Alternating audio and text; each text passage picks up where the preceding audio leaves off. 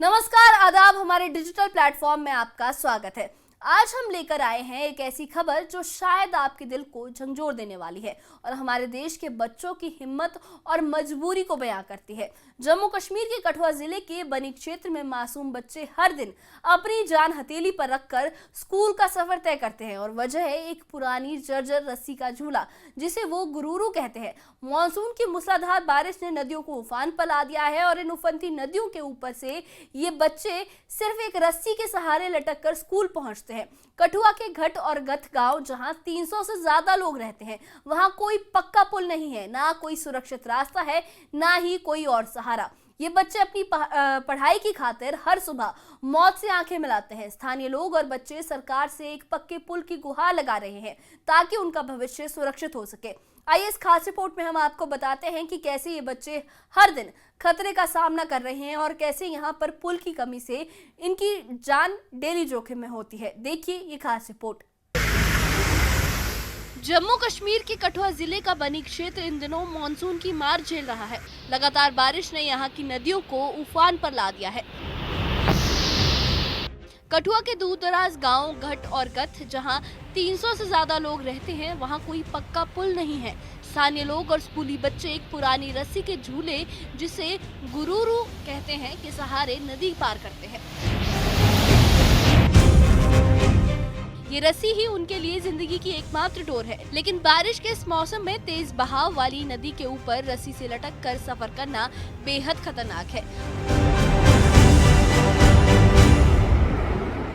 बच्चों के लिए स्कूल पहुंचना अब सिर्फ पढ़ाई का मकसद नहीं, बल्कि हर दिन एक जानलेवा चुनौती बन चुका है।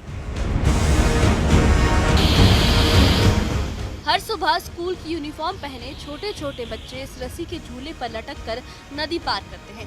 उनके चेहरों पर डर और हिम्मत दोनों दिखाई देते हैं। तेज बहती नदी के ऊपर रस्सी से लटकना ऐसा है जैसे हर कदम पर मौत मंडरा रही हो। बारिश ने नदी के बहाव को और तेज कर दिया है, जिससे ये सफर और भी जोखिम भरा हो गया है। कोई पक्का पुल नहीं, कोई वैकल्पिक रास्ता नहीं, सिर्फ एक पुरानी रस्सी जो इन बच्चों के सपनों को स्कूल तक पहुंचाने का इकलौता जरिया है। फिर भी पढ़ाई की चाह में ये बच्चे हर दिन इस खतरनाक रास्ते को चुनते हैं, क्योंकि उनके पास कोई और विकल्प नहीं है।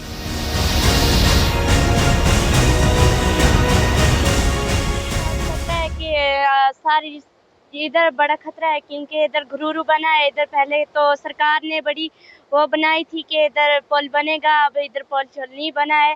तो आप पहले कहते थे लड़कियों को पढ़ाएंगे, अब हम इधर से जाते हैं तो बड़ी मुश्किल से नहीं स्कूल की टाइम पे पहुंचते हैं। हम तो इधर बड़ी देर लग जाती है, बड़े सारे लड़के आते हैं और इधर बड़े सारे घिरे भी हैं गुरूरू पे। तो यही कहना चाहती हूँ कि इधर पुल बन जाए। यहाँ पे गुरूरू से जाने में बहुत खतरा है। यहाँ से थोड़े लड़के गिर भी चुके हैं। मैं सरकार से यही मांग करना चाहूँगा कि यहाँ पे जल्द से जल्द पुल बना दिया जाए। कठुआ के एक छात्र का कहना है कि हर बार इस रस्सी से नदी पार करते वक्त डर लगता है कि कुछ अनहोनी ना हो जाए, लेकिन स्कूल जाना जरूरी है, इसलिए हिम्मत करके आते हैं। एक अन्य छात्र कहता है कि हमारी धड़कनें तेज हो जाती हैं। ये रस्सी पुरानी है, अगर टूट गई तो क्या होगा। हम चाहते हैं कि सरकार हमारी बात सुने और एक पुल बनवाए। ये बच्चे हर दिन अपनी हिम्मत का सबूत दे रहे हैं। तेज बहती नदी के ऊपर लटकती इस रस्सी पर उनका हर कदम खतरे से भरा है, फिर भी उनके मन में पढ़ाई की ललक और बेहतर भविष्य की उम्मीद बरकरार है। लेकिन सवाल ये है कि आखिर कब तक ये बच्चे अपनी जिंदगी दांव पर लगाकर स्कूल जाएंगे।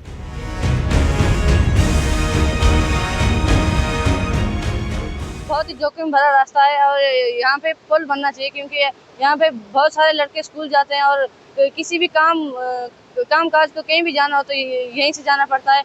और यहाँ पे पुल बनना चाहिए और यहाँ पे 2-3 हादसे हो चुके हैं। एक स्थानीय निवासी बताते हैं कि हमारे गांव में सालों से कोई पक्का पुल नहीं बना।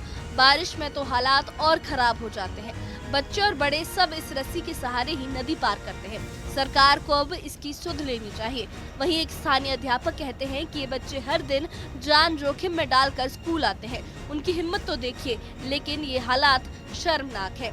हमें एक पक्का पुल चाहिए ताकि बच्चों का भविष्य सुरक्षित हो। कठुआ के घट और घत गांव के लोग इस मुश्किल से जूझ रहे हैं। सालों से उनकी मांग अनसुनी पड़ी है। शिक्षक भी चिंतित हैं कि बच्चों की हिम्मत तो काबिले तारीफ है, लेकिन रस्सी का झूला ही एकमात्र रास्ता होना विकास के दावों पर सवाल उठाता है।